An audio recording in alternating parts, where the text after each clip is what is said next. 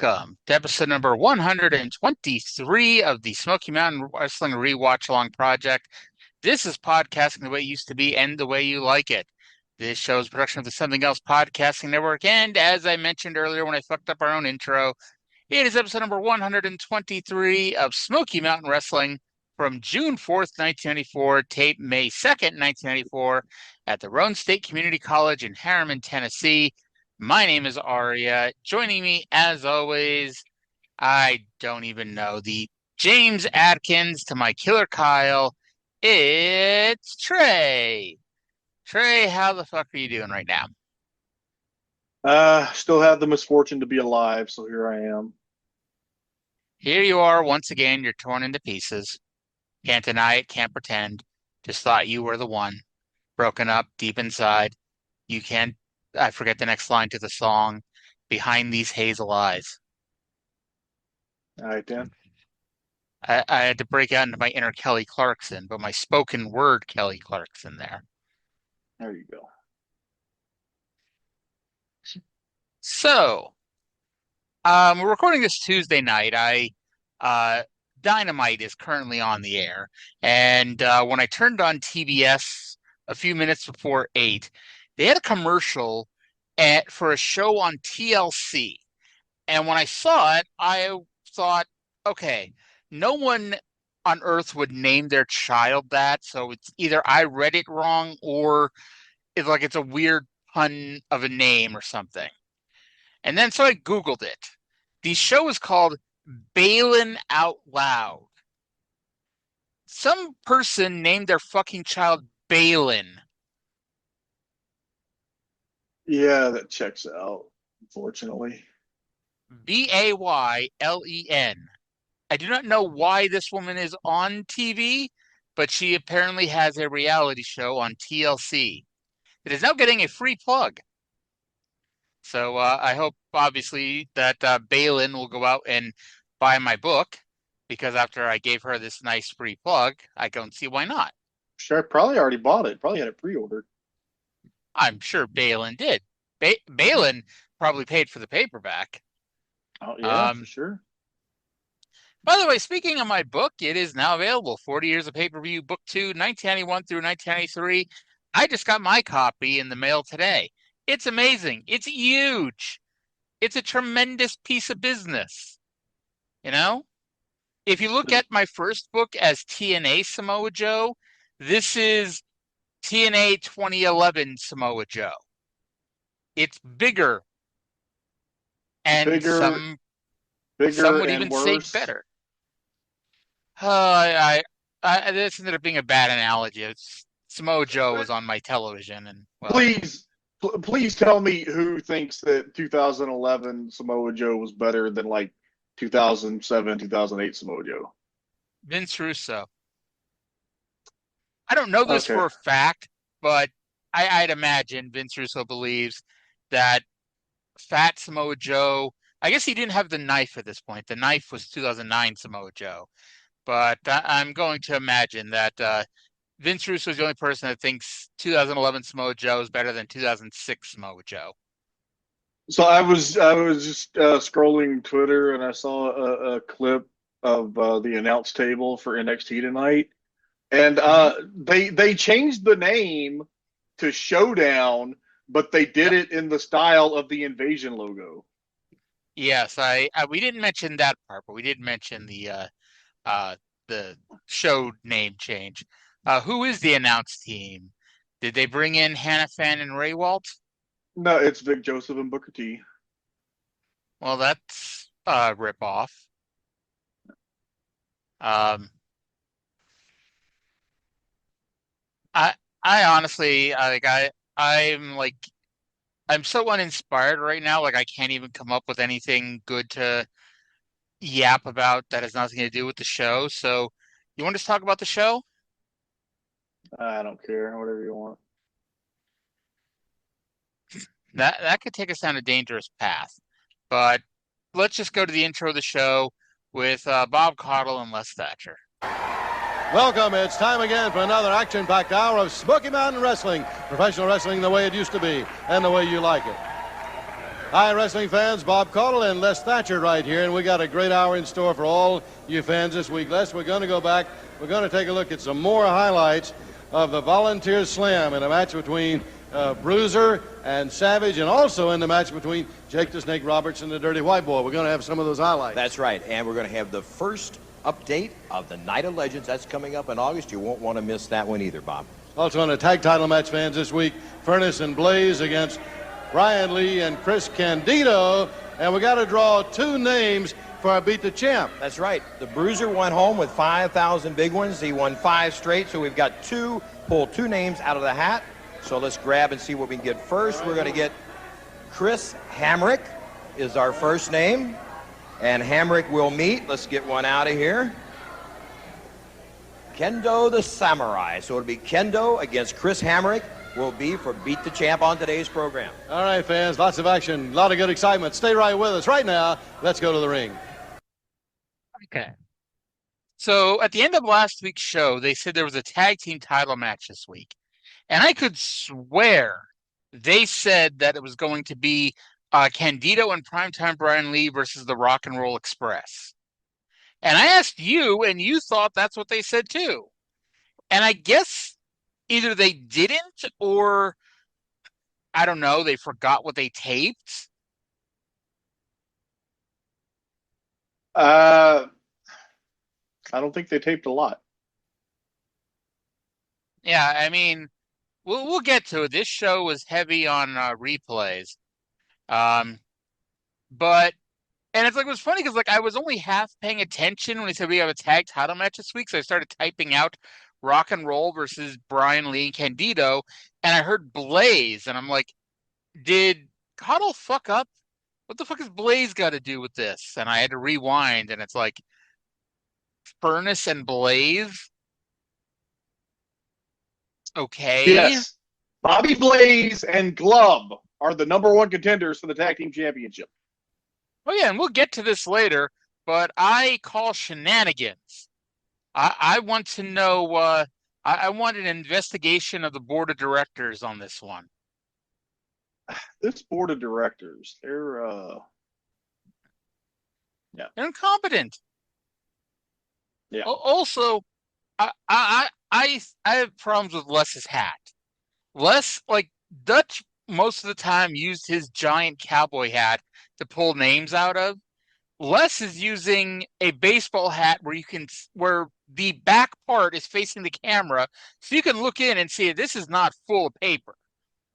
You know, there should be 20, 25 names in the Beat the Champ hat, and it's like there were not 25 names in that hat. Are there 25 people like here? Like I don't think there's 25 wrestlers in the locker room for this taping. Okay, I might be exaggerating, but I'd say there should at least be a dozen. You know, how many were there? Did you count them? I did not, because that would also have required me to read next week's results to see how many different wrestlers there were on these shows. But you know, if there were more than 3 names in that hat, I would be shocked. So if I'm the rest of the Smoky Mountain locker room, I'm calling major league shenanigans on this. Although, remember on World Class when I was praying for a short episode and we didn't get it, I was praying for a win by Chris Hamrick here. Yeah, but again, Confederate currency not accepted. Nope.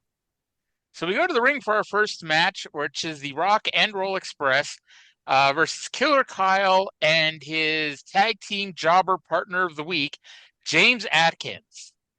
I swear this is a storyline that's not really a storyline. Yeah. You know? Yeah, Killer Kyle continues his search for a tag team partner now that he's been abandoned by Cornette. I don't think James Adkins is the one. No, and I am certain that we're going to have Killer Kyle with a new partner in a couple of weeks. I'm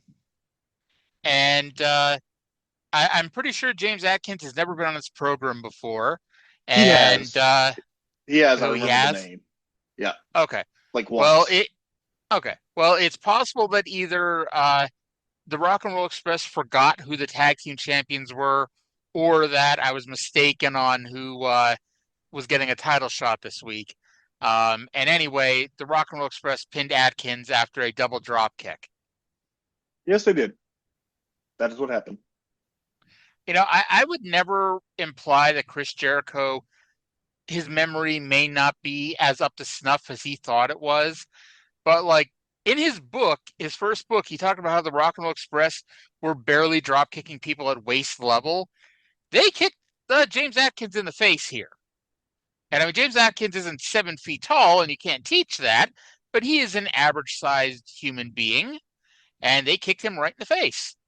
Maybe he meant Prince Karas's waist. Well, yeah, I mean, it would be easier to drop kick Prince Karas in the face if you do it off the top rope. You know. Okay, so I didn't have the patience to count, so I copy and pasted the result of the tapings into ChatGPT and asked it how many unique wrestlers were on this taping. And if you count Tammy Fytch, the answer is 19. Okay, so 18. Yeah. I wasn't far off when I said 25. I was closer when I said a dozen, but you know. But by the way, I was thinking about this. Who do you think would be the worst tag team ever? Now we do have proof of one of these two teams, but the Great Khali and Giant Silva, or Omos and Commander Azeez. Oh, who was Commander Azeez? Batatunde. Batatunde. DABBA-KATO. Yeah. I'm still fucking mad that like they sent Omos to Noah earlier this year, and he was doing the best work of his career, and then they like brought him back and did nothing with him for like months and months and months. Didn't he win the AAA Battle Royal a few weeks ago or a few months ago? I have no idea. Not that that's a great follow-up, but I mean, because yeah, they brought him back like the weekend of the Royal Rumble, so everyone just assumed he was going to be a Royal Rumble surprise, and then he wasn't. Yeah. Well, we ponder this. By the way, I thought you were going to say you're still mad that Tanahashi did a job for the Great Khali and Giant Silva at the Tokyo Dome.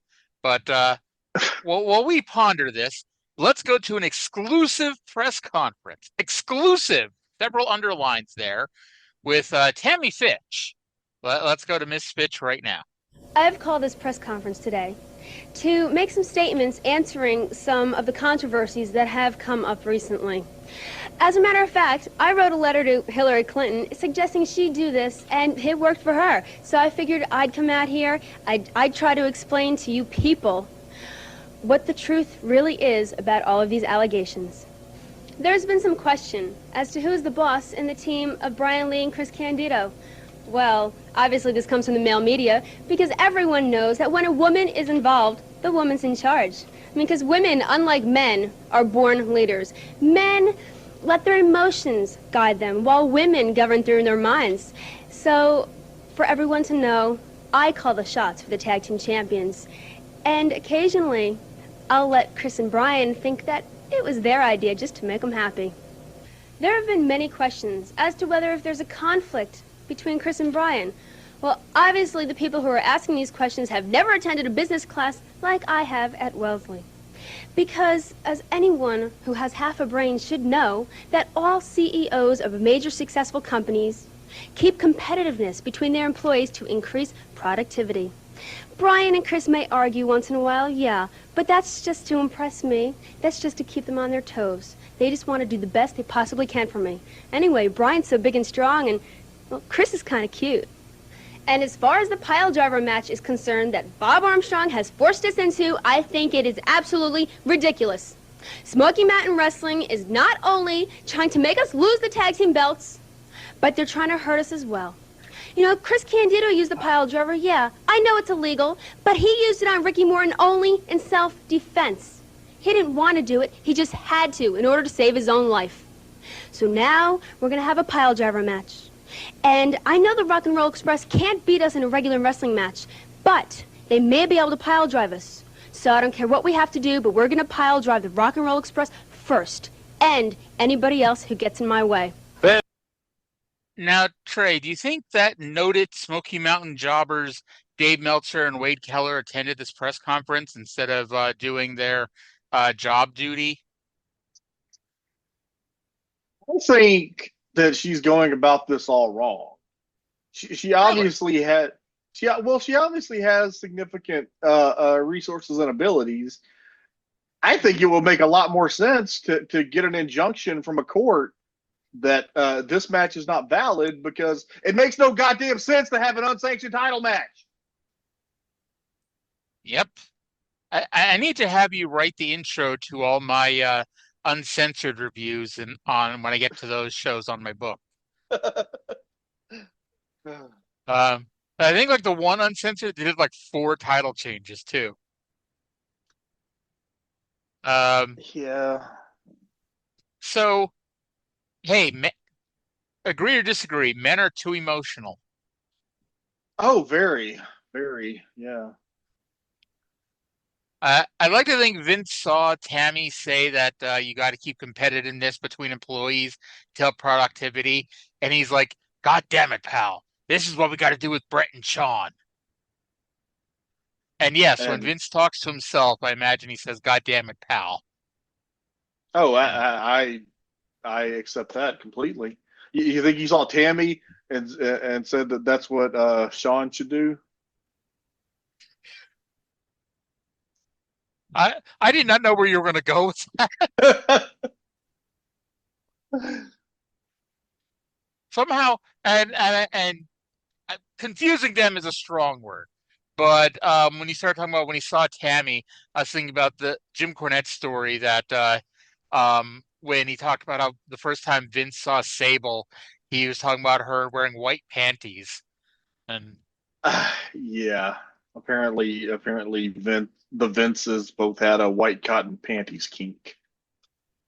now here's the thing: do you think Russo really had a white cotton panties fetish, or was it like, this is the early days of him being on the booking team, so he needs to kiss up to his whatchamacallit, to his new boss? Well, not really new boss, but you know what I mean, is more direct boss. Because like when he was writing for the magazine, Vince wasn't his boss, even if Vince was signing the checks. I don't care.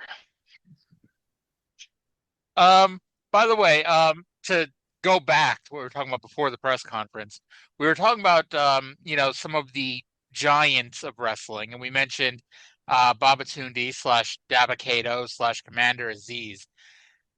What do you remember what your thoughts were at the time of Raw Underground? Like, I'll be honest, and I think this may have been just I'm depressed, so I'm offline entirely and not talking to other people.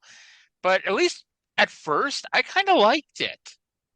Like, it was different, it had a different feel, and I enjoyed it for what it was worth. But I know a lot of people were not fans of it. It was kind of interesting the first couple of times they did it, and then it started to get stupid.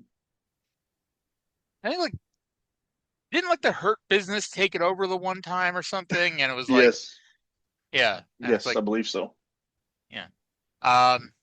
And much like how when I was waiting for someone to win the 24/7 title and be the Steve Blackman, like, where like when Blackman won the hardcore title, the 24/7 shenanigans stopped, and he was like, you know what, I'm not going to go running. I'm a fucking badass. If you want to come get my title, come after me, assholes. And they tried one time. Blackman beat all their asses, and then they never did the 24/7 thing again with Blackman, at least to the Crash Holly degree. And so I kept waiting for that with the 24/7 title, that we would have that one person be like, I'm not running. You want a piece of me? Come get me, assholes. And they never did that. You remember it was a 3-way hardcore title match on Raw. It was Raven, who was the champion, Hardcore Holly, and Steve Blackman. And Blackman won the title by pinning Hardcore Holly with, like, I think a German suplex on a hood of a car. And Yes, as he was celebrating, Raven hit him in the back of the head with, I don't know, a 2x4 or something, and pinned him. And then he got up. He was like, "Where's my belt? Where's my belt?" And he was still wearing the belt the whole time. see, I don't think you're remembering that correctly because I know what you're talking about. It was a Christmas 2000 episode, but Blackman was the champion, and he retained the title, and then Raven attacked him from behind. But he wouldn't have been wearing the belt because Blackman was the champion. So I could be wrong. Okay, I think I'm At least mixing up. I think I'm mixing up different things. You're right. That was when Raven won the hardcore title for the first time, right? yes. Yeah. Or at Okay. least the first Okay. televised time. He may have won it 12 times on house shows by then, but No, because they weren't doing that at that time yet. Yeah, I think I must be thinking of another time where Raven lost the hardcore title and then won it back and had the belt on the whole time, or probably. lost it and won it back. Yeah. I mean, it's very possible it was involving Steve Blackman and Hardcore Holly, because I mean, like that was the people in the hardcore division at the time. By the way, I'm not saying skip tonight's Dynamite, but I'm going to say there's a lot of rematches on this show tonight. What's wrong with Um, rematches? Well, there's nothing wrong with rematches at all, especially like, and hey, you know this match is happening, so I'm not spoiling anything. Moxley versus Ishii. Um, but it's like, I remember when AEW started, one of Tony Khan's things that he bent occasionally, but didn't really, but rarely deviates from it, is the whole no rematch thing, which was like, we never got Nick Jackson versus Ray Phoenix again in a singles match. We never got Powerhouse Hobbs versus Handsome Miro again. I get there was injuries involved too with that one too, but you know what I mean? It's like he did like that was one of the WWE things. Like WWE, especially at that time, it was if you watch Raw this week, you don't have to watch it for the next month because it's the same matches every week. And he went, I think, too far in the other direction, where it's like to avoid all rematches. But like that's why like, a show like this, it's kind of noteworthy that there's at least 3 matches I've seen billboarded that are a rematch. Not like of last week's Dynamite or something, but you know, of a match that's happened before and quite good, for lack of a better phrase. I don't want to hear anything about fucking rematches as long as you're making me watch World Class. One of these days we have to actually go back. Okay, ignoring the Von Erichs and the Freebirds, because I mean that's an extreme exception to the rule, and Jimmy Garvin versus Chris Adams. How many actual rematches are there? Because like they do a lot of very similar matches, but they'll mix and match stable mates and whatnot to where it's like, okay, 2 people who've wrestled 8 million times, well, now they're in a match with 2 partners, and it's like it feels like we've seen this before, even if it's not what we've seen before. The meaningless interchangeable matches are worse than the fucking rematches. By the way, I'm currently waiting for John Moxley to do the hoo spear. Okay. But I really should stop watching Dynamite while we're doing this. Anyway, so from the Tammy Fytch promo, we went to a replay of the Macho Man Randy Savage versus Bruiser Bedlam. I was actually going to fast forward through this, but I didn't. And I guess I'm kind of happy I didn't because they aired the part of the post-match that didn't air last week where Tracy Smothers ran in for the save, and suddenly the post-match promo with Tracy Smothers made so much more sense. See, I didn't even notice that because I fast forwarded. Yeah, they showed Tracy running in at the end, and it's like, okay, now it makes sense. And I guess I don't know, like it was an extra minute. Like they couldn't have found 60 seconds elsewhere on the show last week to cut. Well, they realized they were going to have to cut. I don't know. Like simultaneously, this was one of those shows where like the fucking jobber intros were edited out. Yep. But it's also like they've got a bunch of fucking like redundant videos because they didn't book enough shit. So I don't understand. I guess we'll see what happens on next week's show, but anyway, for now, let's talk about this week's show. Let's go to a promo with Jim Cornette, Bruiser Bedlam, and Dory Funk Jr. And I'll be back before going to the rebuttal.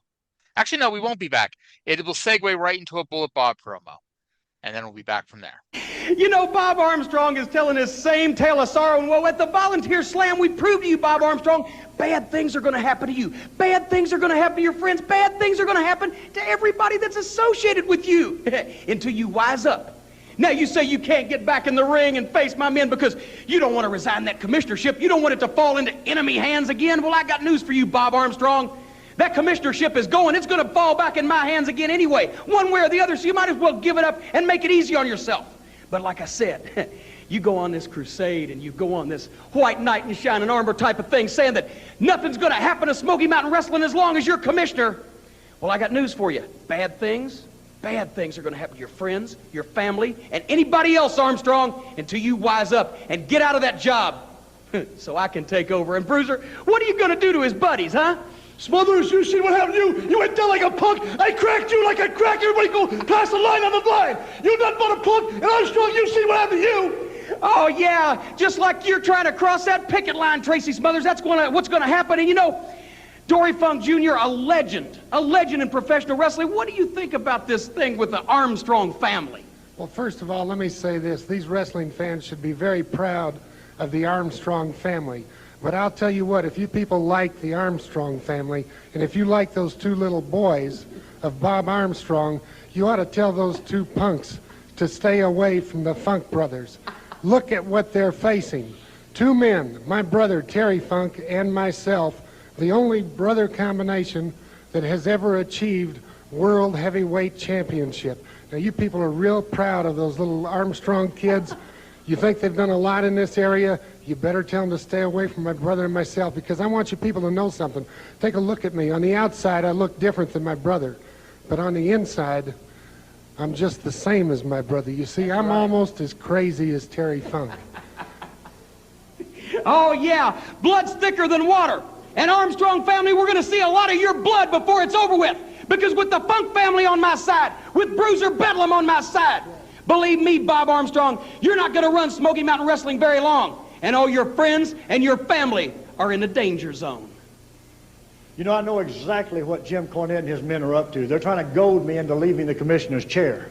But you know, that happened once before, and he almost ruined Smoky Mountain Wrestling. I'm not going to let that happen again. As much as I'd love to get a hold of you and some of your cronies, I'm not going to do it. I'm smarter than that.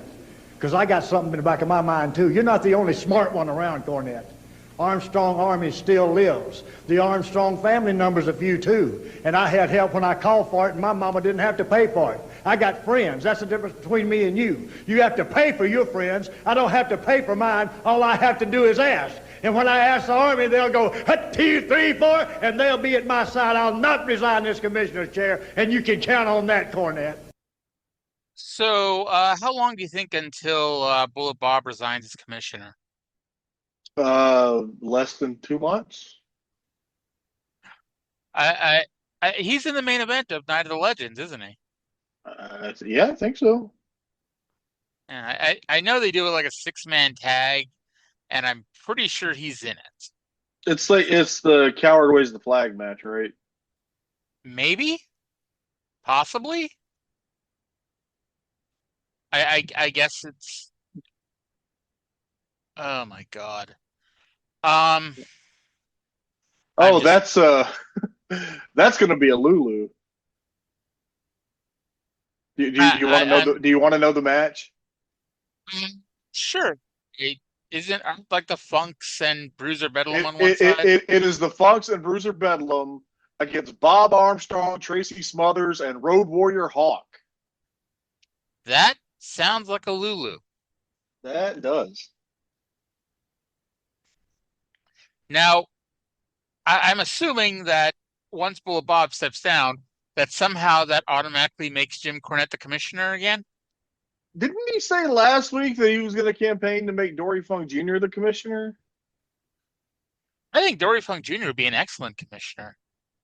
You know, he's He says he's crazy, but I think he's a lot more. If I had to pick one to be commissioner, I love Terry Funk. He's my favorite wrestler of all time, but I think that Dory would be a better commissioner. Do you think WCW in the year 2000 should have went with Dory? Maybe he could have controlled the NWO better than Terry did? I bet Dory wouldn't have put his fucking commissionership on the line against Kevin Nash. Like a week into the job. Yeah.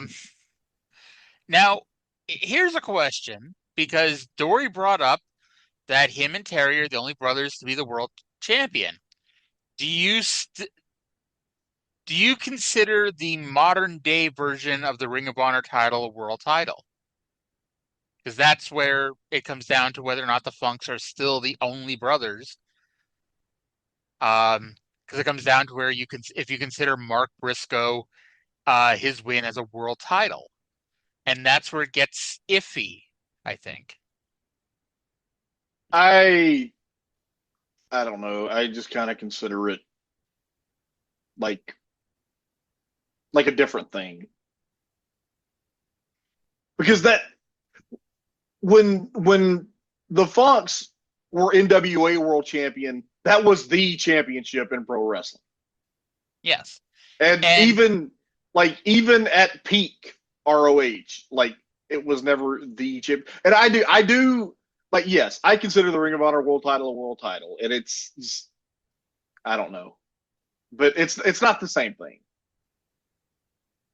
But I mean, it is weird that even if you want to make the argument like the ROH has our title, and I think it ends up being a slippery slope as to what you consider a world title and what not to. But even if you want to say, okay, fine, the Briscoes are the only other brothers to be world champion, it's weird, isn't it, that we only have two sets of brothers to ever be world champion? Like, especially with this watering down of world titles, over the past 30 years, you would think at some point you'd have another set of brothers win the world title. The Hardys, because Matt was like, he was the WWE champion, but he was also the TNA world champion. Does that count? Okay, I wasn't even thinking of that. I guess it depends on if you consider, like, the WWE, I don't even consider the ECW title a world title, because like they put Chavo in the Royal Rumble when he was champion. But I guess it all depends on your thoughts, because like Matt Hardy was TNA champion, and this is not on him, but Matt Hardy was TNA champion when TNA was dead. They were being kept alive by the dumbest of dumb luck of all time. But TNA was dead. But I guess you could make that argument that, the Hardys. So it'd be the Hardys, the Briscoes, and the Funks. But like, I think if the Owen Brett feud happened 3 years later, Owen definitely would have been the WWF champion. When everyone was getting a turn with the belt, Owen definitely would have gotten it. Did you see my picture that I posted last night of Astro Peach in my Undisputed Championship belt? I did. That was the cutest version of the WWE title I've ever seen. Yeah, that belt is more prestigious to me than the TNA World title. Now, if only you had a nameplate for Astro Peach. Oh, I bet I could get one. I don't know if they're still making it for those types of nameplates, because now they don't do nameplates; they do the side plate gimmick. I know a jeweler. Okay. Keep me updated. Okay. This is the ADHD podcast, ladies and gentlemen. Let's go to a Tracy promo, shall we? Tracy Smothers, the Southern-eyed white boy, or whatever Dutch called him that one time. And here he is, a wild-eyed Southern boy, Tracy Smothers himself. Tracy, I tell you, the brass knucks, any foreign object, got no place in professional wrestling. Yeah, that's exactly right, Mr. Cottle. It's one thing to win a wrestling match. It's another thing to down your family. But then when you pull brass knucks out and you try to kill me, then that's a heavy deal, Bruiser Bedlam. That's a heavy deal. There's no doubt. You're a big, bad, strong man. Bench press 600 pounds. But how come you had to use brass knuckles to put this old country boy down? Yeah, everybody saw what happened last week. I'm banged up, but it ain't my first rodeo. Busting his head's like putting a dent in old pickup truck. After the first one, the rest don't really matter. Coal miner's glove is what I've asked Bullet Bob Armstrong for. That is my match. And I know I can climb better than you, and I know I'm quicker than you. I get my chance, I'm going to knock you into the next area code, Bruiser Bedlam. All right, fans, you won't want to miss that one. The coal miner's glove match. Bruiser Bedlam with a wild-eyed southern boy, Tracy Smothers. Okay, no matter how unlikely it is that Bruiser's going to get the glove, is it really a smart idea to have a match where a guy with a deadly punch can be given a weapon to make his punch even deadlier? With all due love and respect to Tracy Smothers, when has he ever made a smart choice? That's true, I guess. And I guess I was also curious why, and again, biased Bob Armstrong here, but why is Bob making matches where one participant in the match, it's well known ahead of time that he is severely disadvantaged. Now, I admit the first time I heard Tracy say that Bruiser Bedlam tried to kill him with brass knucks, I was like, really, Tracy? He tried to kill you with brass knucks? Like, you know what? It's Bruiser Bedlam. Bruiser Bedlam tried to kill Tracy Smothers with brass knucks. I have no doubt. Yeah, sure. Timothy Well and Stephen Dunn, they are the team of Well Done, versus, and I quote, Anthony Michaels and the one who isn't Anthony Michaels. And I eventually figured out who the one who isn't Anthony Michaels is. This was another one of those. The jobbers, they literally cut off the introduction of the jobbers. They started with "and their opponents." Timothy Well and Yes. Stephen Dunn, they're the team of Well Done.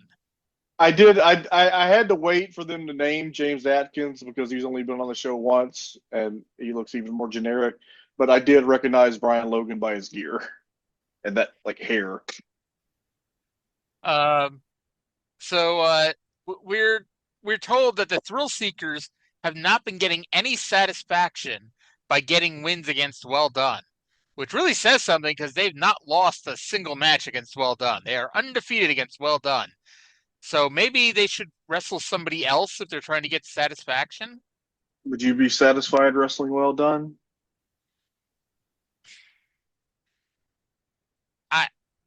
Probably not, but I mean, I think if it came down to if you want to be booked, you have to wrestle Well Done, then sure, I'd at least be a little satisfied, but that's a stretch. So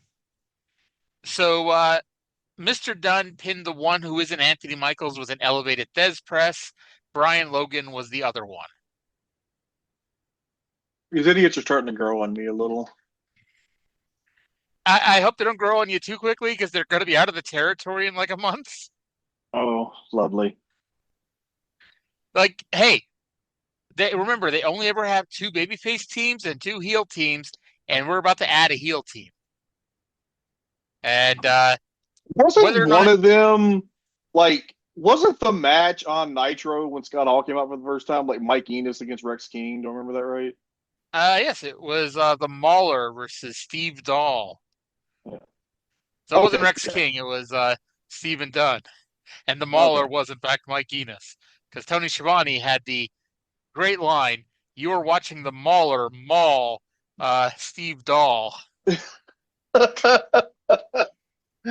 Oh, that's terrific. Wasn't Mike Enos also the Gambler, or was that somebody else? No, the Gambler was somebody else. Okay. Oh, Lord. At least it wasn't Hard Work Bobby Walker.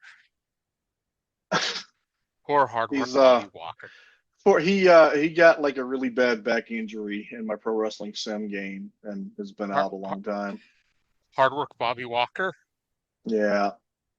I'm shocked you hired him. He was already there. Oh, I was going to say, although the number of people who've been injured in these games It's like you basically need to hire everybody in wrestling because at some point everyone else is going to be injured. Yeah, Um, I think he has won one match ever, and that was over Paul Levesque. you did that on purpose, didn't you? I did do that on purpose. Oh, Lord. So we then get an action video of the fine young team that Well Done is after, the Thrill Seekers. Now, it's important to note this was not a Thrill Seekers music video.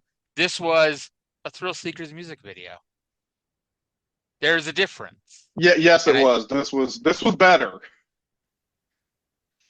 Better, yes. Technically, it was better. But when you hear Thrill Seekers music video on Smoky Mountain Wrestling, this is not what you wanted to see. I was fine with it. Yeah, there's absolutely nothing wrong with it. And actually, after Jericho leaves, I hope they start doing Lance Storm videos like that just with Lance.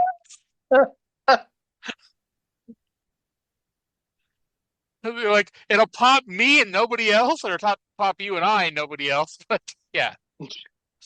All right. So I'll ask you, do I play the Les Thatcher Knoxville video package stuff?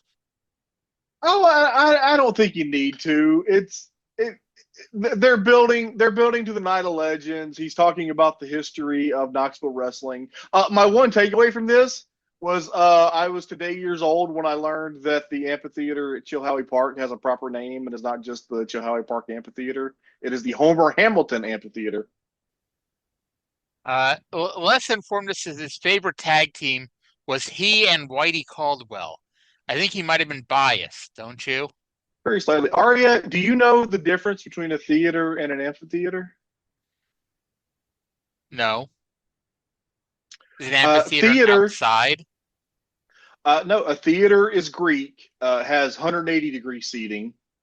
Amphitheater is Roman, has 360-degree seating.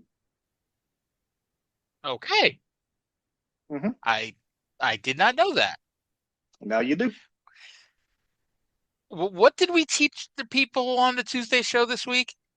What was that word that we taught them? Where the specific brand name becomes the genericide. Yes.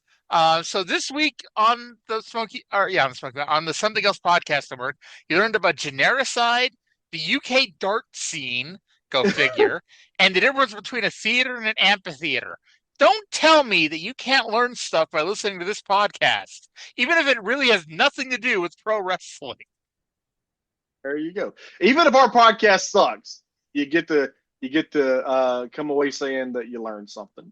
By the way, it was really cool though that they had like a little bit of footage of the John Kazana's Wild Ward of Wrestling from like late '60s, early '70s Knoxville.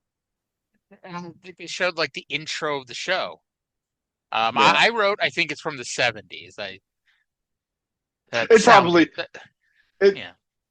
The Wild World of Sports was they said it started in '69, and that it was until Ron Fuller bought the territory in '74 and turned it into Southeastern. I guess it was was it just Rob that would buy up the territory? Whatchamacallit, and what the fuck am I trying to say? He would buy a territory, overbook shit and then sell to somebody else, and it would drop off, and he'd do it over and over again.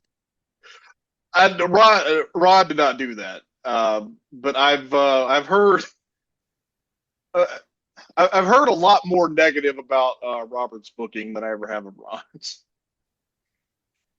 Honestly, I'm not terribly familiar with Ron outside of his fallout with Brian last, because I guess he found some marks and that were looking to give them money, and Brian was like no, and they had a falling out. There's a common denominator about Brian last falling out with people. And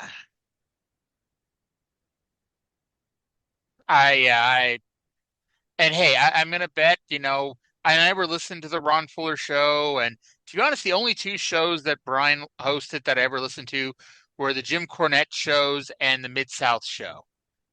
I listened to quite a bit of the Studcasts.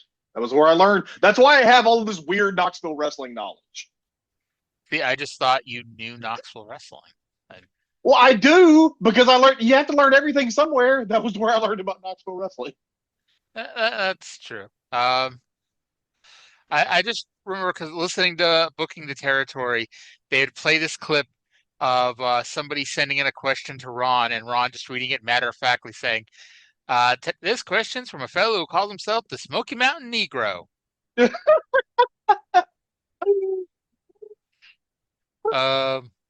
All right. So since we skipped that just cut out like 5 minutes of the show. That we have filled with 5 minutes of nonsense. It wouldn't be us if we didn't. So we got a replay of the frightening and dangerous situation where Jake took on the Dirty White Boy at Volunteer Slam 3. Trae, are you any less upset with Jake this week? Absolutely not. That son of a bitch is going to pay. You're going to go hunt him down and give him alcohol, aren't you? No, that's a little excessive. I'm sorry, that's a little what? That's a little excessive. That's not cool. That's not cool. That's not cool. I will do some. No, I'm not gonna. You will do anything for love, but you won't do that. I will not. I will not give a recovering addict alcohol. That's true. Especially Jake, because I mean, it's like even though he did DDT your future ex-girlfriend, you know, Jake had enough issues. He's earned his sobriety. Yeah.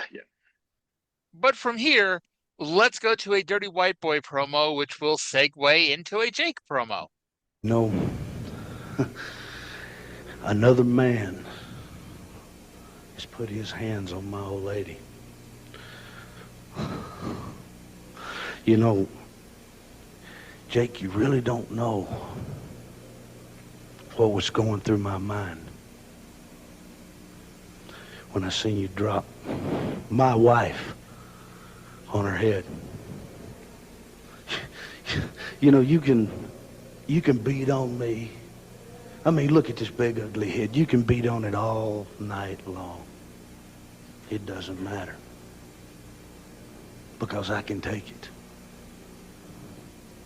But you missed with my old lady, man. And it's, you know, when we said our vows for better, for worse, it wasn't supposed to be anything like this. It's like, you know, like you took something from me, Jake. You know, and the white girl, she said, well, I forgive you, don't worry about it. But I can't even look my wife in the eye. She's forgave me, yes. But I can't forgive myself. Not until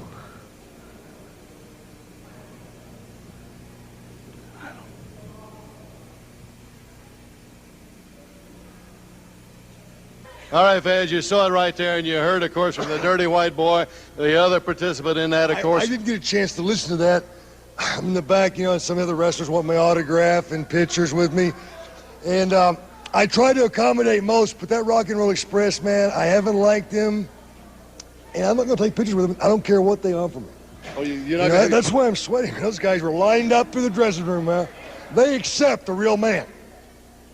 That's the bottom line. Let me tell you something. If the people out here in the Smoky Mountain area would be truly honest with themselves and your children. You see, Jake the Snake Roberts was brought into this world by a woman and a man. Yeah. Conceived and a birth. A child is born. What happened from day one? There were mistakes made. When Jake Roberts was born, did I know how to eat? Did I know how to fight? Did I know how to lie, how to steal? Thanks, Dad. You see, a child is born, and you people As parents, teach them what to be. So whatever I've done, it's not my fault. It's all because of the outside components, other people making mistakes. So Tony, you made the mistake of getting in the ring with me. As for the other part, whatever Jake has to do, whether it's taking your belt or abusing something that you hold on to at night, I'll take them both, and I will hurt them both, and I will keep them, and I will use them, and when I'm through using them, you're used. Spit him out. Spit him out. Jake the Snake Roberts, fans. Okay. I know it's pretty well known, but was this the first time they actually acknowledged on TV that white girl and white boy were married? To my knowledge, yes. I was writing that. I'm like, is this the first time they said that? And I'm like, I'm pretty sure it is. Like they've mentioned, occasionally they've called her Kim or Kimberly, but like, yeah, they've never like said that they were married until now. Which I mean, I guess I think most people, even if you didn't really know them, you knew that. But yeah. So, so I'm sorry. Go ahead. I'm sorry. Go ahead and finish. I was gonna say, white boy, vowed revenge on another man for putting his hands on his old lady. Now, it's the South. I'm just gonna say that, and spousal abuse is not funny. But does white boy have a problem with someone putting their hands on white girl, or does he have a problem with someone else putting their hands on white girl? You know what I'm saying? Like it's okay for him to what put are his you hands on her. implying? Is he asking? Is he saying it's not okay for anyone to touch the white girl, or anyone other than him to touch the white girl? Okay, I understood what you were asking. Let me rephrase. Why the fuck are you asking that? The way he said that, it was like,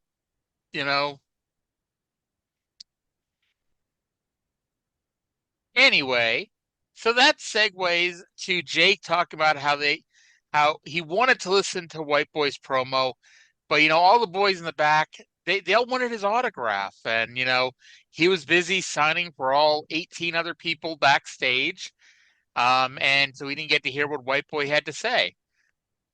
If nothing else, if nothing else, Smoky Mountain is always full of people who cut tremendous promos.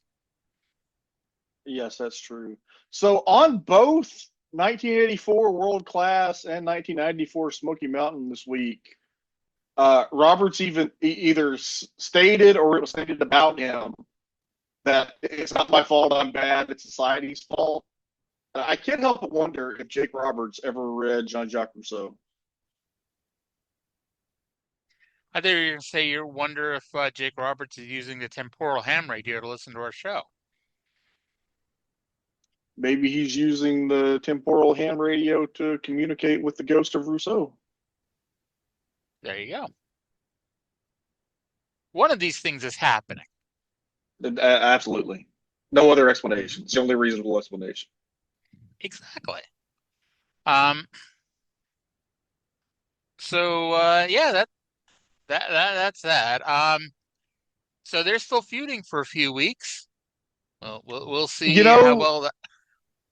You can tell shit is on now because you do not mess with the Southern man's old lady. And I bet after Dirty White Boy wins the title back from Jake Roberts, we're never going to see Jake Roberts in this territory again.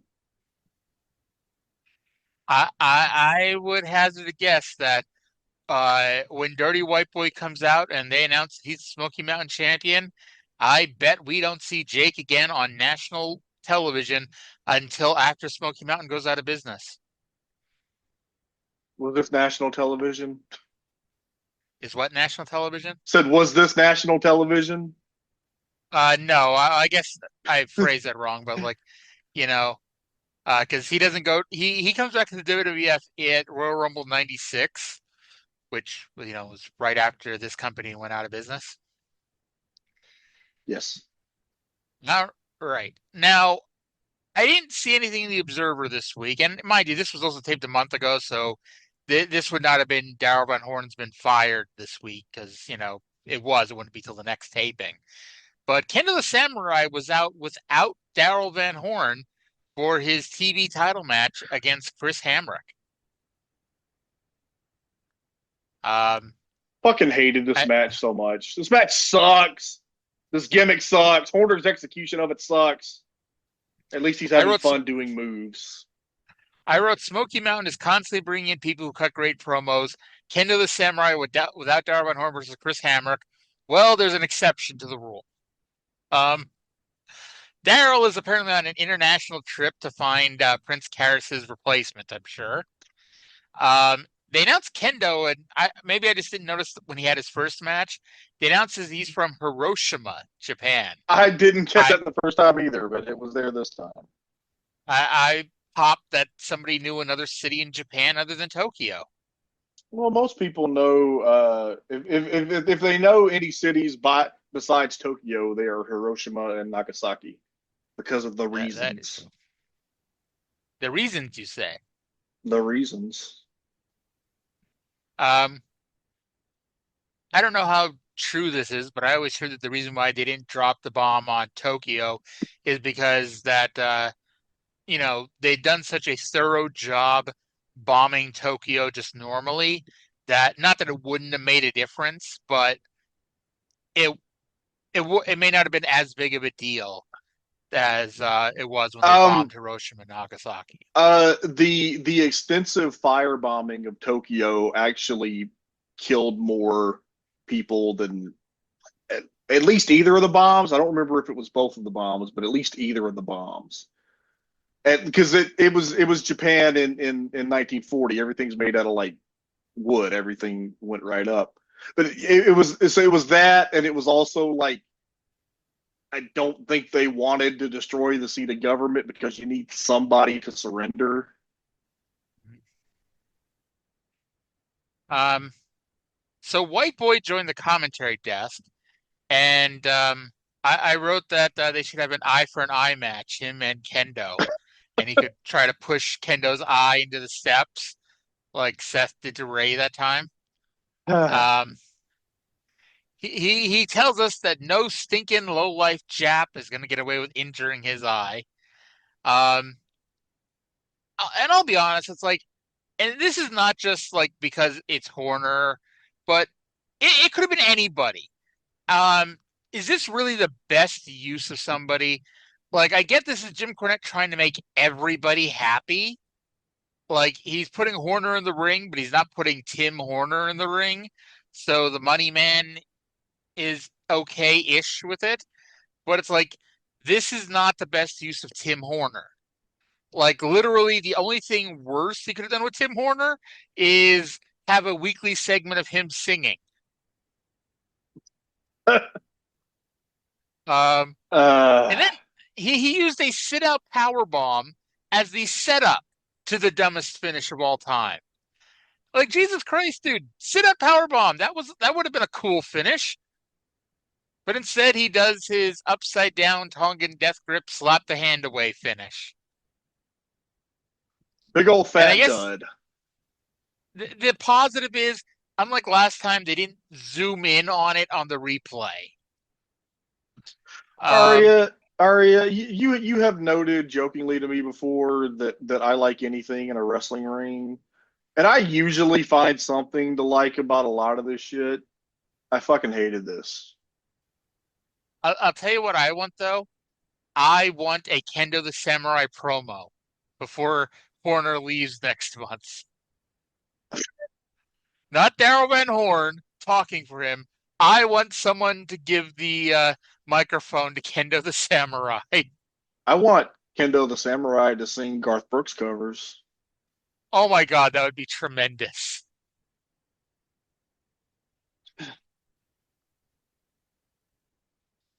I'm still convinced, and I've been saying this since like the beginning of '93. Like, Cornette is openly trying to bury Horner without like openly burying him. Like, he's letting Horner bury himself, basically. Because like we mentioned, they do all the tricks in the world. If you fuck up, they go to the audience shot. If you cut a bad promo, they retape it 6 or 7 times. It's like I get the impression they are not doing that with Tim Horner. It's like they were letting his promos die. They're letting his matches die. It's like they are actively letting the guy, bury himself. That's the way to do it. Yeah. And so then we go straight from there and to our main event, which is Bobby Blaze and Glub versus the tag team champions Primetime Brian Lee and Chris Candido with Tammy Fytch in a loser of the falls partner gets run over by a Domino's delivery car match. Still not weirder than the TNA stip of last week, where the loser of the falls partner must die in 36 days. Poor Mad Mikey. At least Glub is still with us.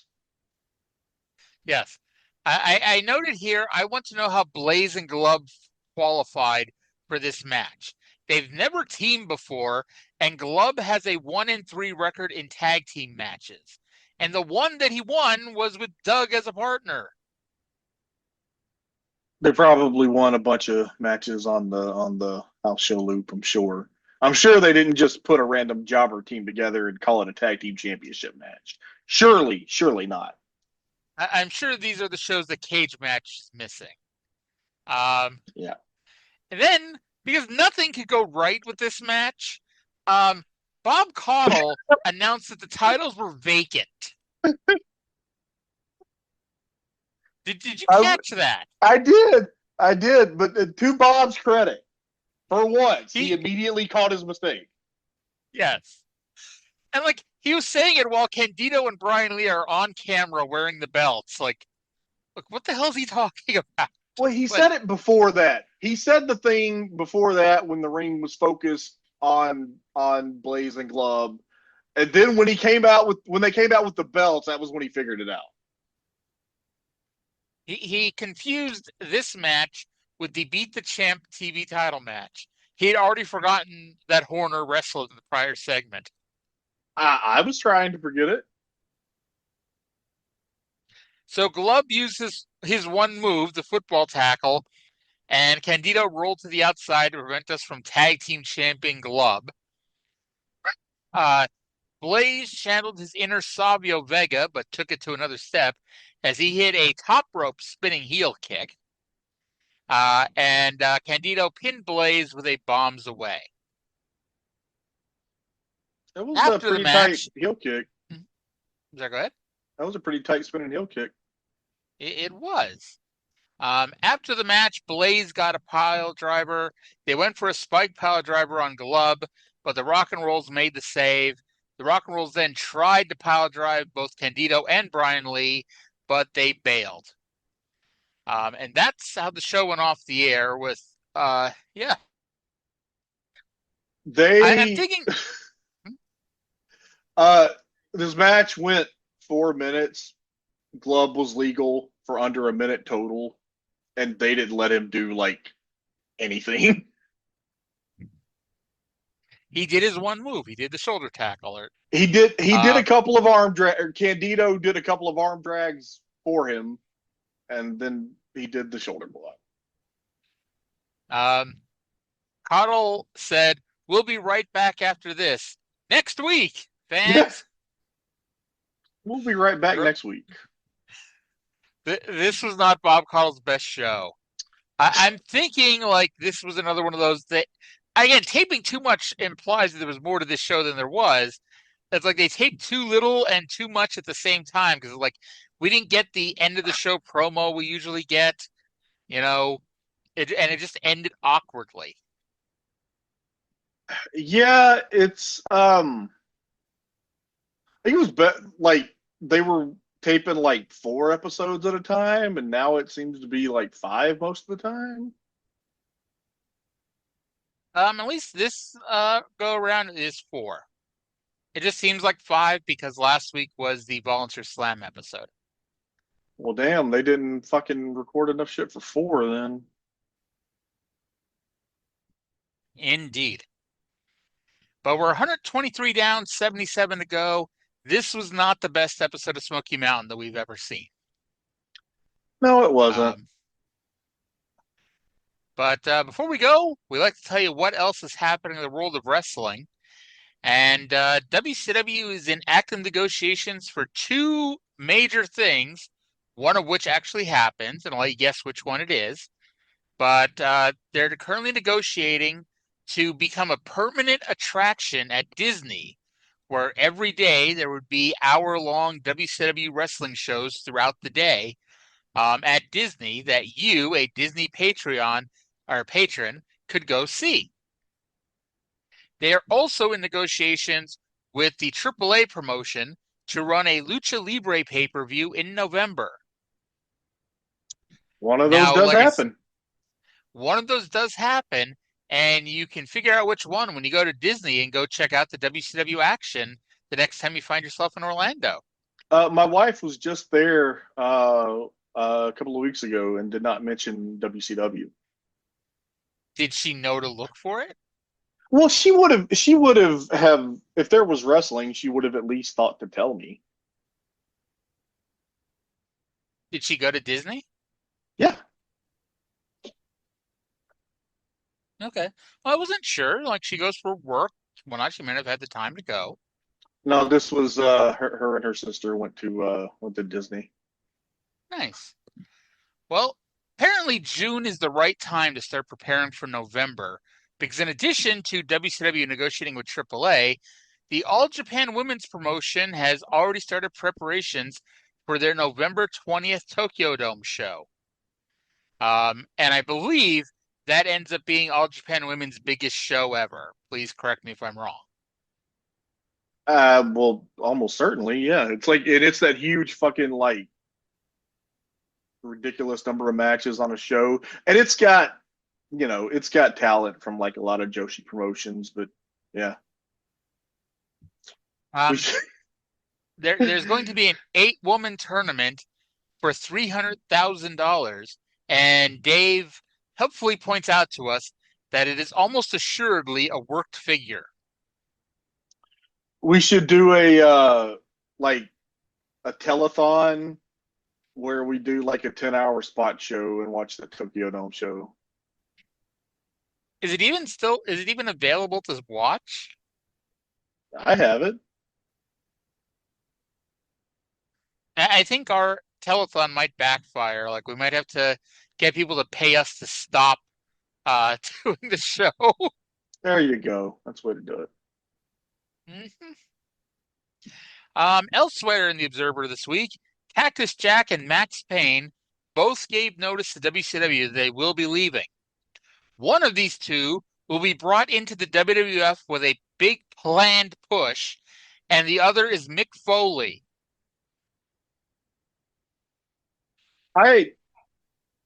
One of the things, and again, we've established, I usually find things to like about matches and wrestlers and things to do with wrestling.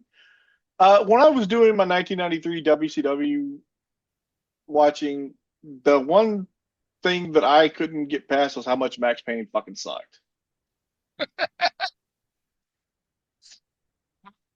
Like this, and this is during the period where like they had Kent and Keith Cole and the Equalizer and Big Sky and like the worst undercards in the history of undercard. And what made Battle Bowl an epic failure was like at least the first one, they had a lot of talent depth. So while it was still a bad idea, at least like there was enough interesting pairings that, they could have a half decent show. Battle Bowl 93, because they had so many green guys with no experience, you couldn't book a match without having at least one, if not two or more, guys who did not belong on Major League Television. There were a lot of guys who did not belong on Major League Television and Major League Television in that era. The Colossal Kongs. Oh, yeah. My favorite of this is still like Starrcade 93. It was supposed to be the Shockmaster versus King Kong, and like Awesome Kong, not Kia Stevens, but the other one, wrestled instead, and nobody cared. Nobody would have cared the other way either. Yes. By the way, you know how most weeks I comment how Les Thatcher he's not Dutch Mantel. Well, it's not just me. This is a quote from this week's Observer. Low-key, Les Thatcher may be good in that role, covering the history of Knoxville, but when paired with the almost as low-key Bob Caudle as an announcing duo, the two are so similar that the pairing falls flat. That's fair. All righty. So that is Smoky Mountain Wrestling for this week. It sure was. This was an episode of Smoky Mountain Wrestling. Indeed, it was. And it's funny, like, I don't want to say it's stagnant right now because it's really not, but it's like there's a lot of changes. If you look at that card for Night of the Legends, there's a lot of things that are going to happen in the next 6 to 8 weeks that are like, it's almost a brand new promotion.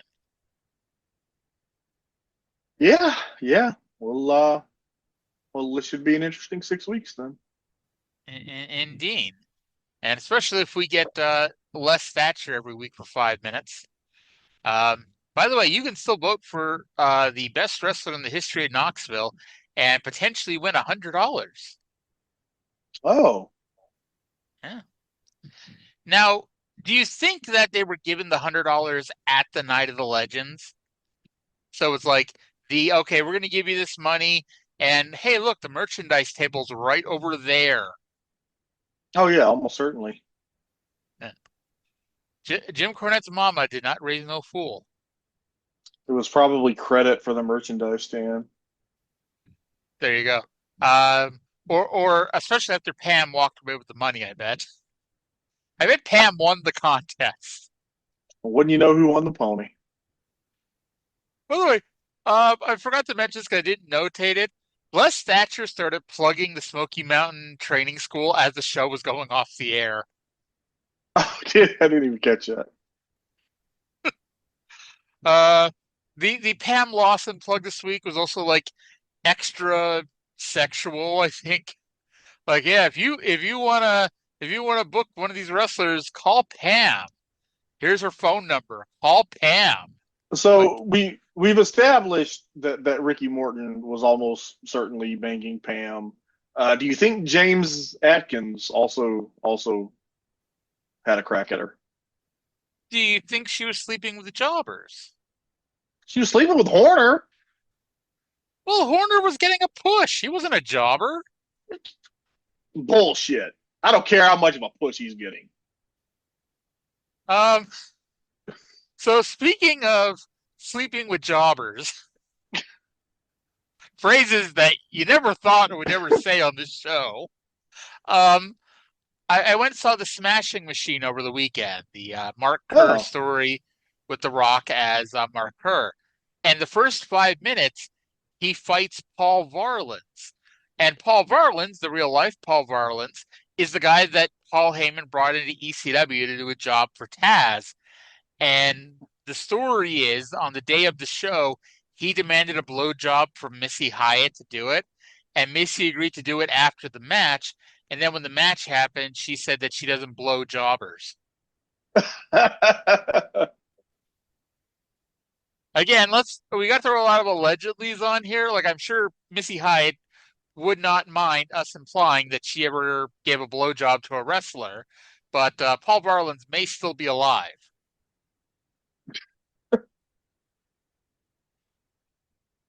How about that? Whether or not Pam Lawson gave... Oh, God, we're one day going to get sued. I don't have and anything. by we, I mean, it is not a we thing at all. It is definitely going to be a me thing. All right. So let's see here. Anything going on in the world of professional wrestling? Apparently, Xavier Woods has signed a new multi-year contract extension with the WWE. That's one of those good for him kind of things. Yeah, that's exactly what I was going to say. Good for him. Yeah. Yep. Santino Marella apparently thinks he can wrestle for another decade. I was not under the impression Santino Marella was wrestling anymore. Well, if he only does like the occasional blood sport match or whatever the fuck, I guess he can. I mean, I know he had that NXT match against Ethan Page for the North American title, but Did he? yeah, it was like 2 months ago. Wow. It was around the time that I went to the TNA TV tapings. It was like the live show was the week before he wrestled Ethan Page, and then I was like, he came out in future weeks, obviously without the NXT North American title. I was like, well, I guess he didn't win. Apparently, he wrestles far more often than I thought he does. He's wrestled at least 10 matches this year. I mean, like it's like Santino. Like I don't know what he does. I haven't seen him wrestle in many years, but like he could do the fucking honky tonk man routine for years to come. I mean, I'm not saying that whatever, but I'm like, I did not know he was even doing his version of wrestling. Oh, nor did I. Nor did I. Yeah. And I mean, it's like, okay, I get like he might come in for like a gimmick shot or something, but like, no, he's having, well, actual Santino Marella matches frequently enough. So, okay, apologies to Santino Marella, who apparently never stopped wrestling, even though I could swear he stopped wrestling, or doing whatever it is that he does. Let's Heard it see. called wrestling. Yeah. By the way, I know you're a month behind, and I get some of this. Some of this is fake sports related, but there is a lot of AEW schedule changes going on, especially as it pertains to Collision. Like one of them is that breaking news 2 days after the fact. Next week, instead of having a Collision on Saturday, which I guess they're doing Wrestle Dream, so they wouldn't do that anyway. But they're going to do a 3-hour Dynamite with 2 hours of Dynamite and 1 hour of Collision. All right, then. Are they doing that? Well, didn't they do that like aren't they doing like the pre-show, like the Collision as an hour pre-show on those pay-per-view days? Like, didn't they do that for All Out? So they're doing like they're doing 2 halves of an episode of Collision. Yeah, they did that for All Out, but I forget what they called it. But it's like when the show started, Shivani yelled, "Welcome to Collision." So I guess that might be what they're doing. And by the way, we got some again more breaking news for the show that airs in 2 days. Remember last night how we talked about the NXT versus TNA title match a few weeks ago that ended in a double DQ, and how they were doing another winner takes all title match this week with the tag titles? Yes. We have new NXT tag team champions. The Hardy Boys did defeat the real life people named Osiris Griffin and Dion Lennox. Well, congratulations to the Hardys for finally making it to the top of WWE developmental. I have to wonder because, like, what came first? Because Jeff a few weeks ago said something on an interview that he'd like to be the NXT Tag Team Champions. So it's like you wonder if that was already in the planning stages before he did that, or if Shawn Michaels saw that and like, what the hell? And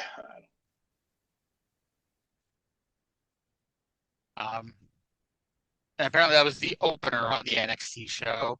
And then we went to the women's elimination match featuring NXT wrestler Kalani Jordan as the captain of Team TNA. Scrolling. I hope you're sitting down for this.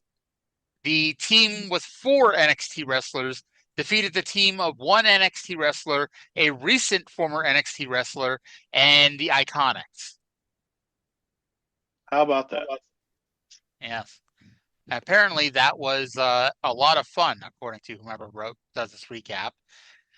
Ethan Page defeated Mustafa Ali in a match of the year contender, allegedly.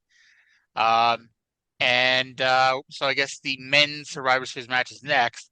So does TNA win and even it up 2-2, or does NXT rule for brand supremacy and win 3-1? I'm gonna guess that the TNA guys will win that one, but what the fuck do I know? I mean, that would have been the one I would have had the TNA guys win, since I'm assuming, and this is a big assumption, that Mike Santana is winning the TNA title on Sunday. So I'd figure the NXT guys would win and Trick would, fuck over, Mike Santana somehow while winning. Well, maybe that's what will happen. Possible. Although, during the original TNA invasion, when they did the thing with AEW, that was when Omega was feuding with Moxley. And I was convinced that on the first pay-per-view, they did the 6-man with Omega and the Good Brothers versus, it was supposed to be the Motor City Machine Guns and Rich Swann, but Alex Shelley ducked out until he was replaced by Moose. I honestly was assuming that Moxley was going to run in and there's going to be some big crazy thing. And that did not happen. It sure didn't.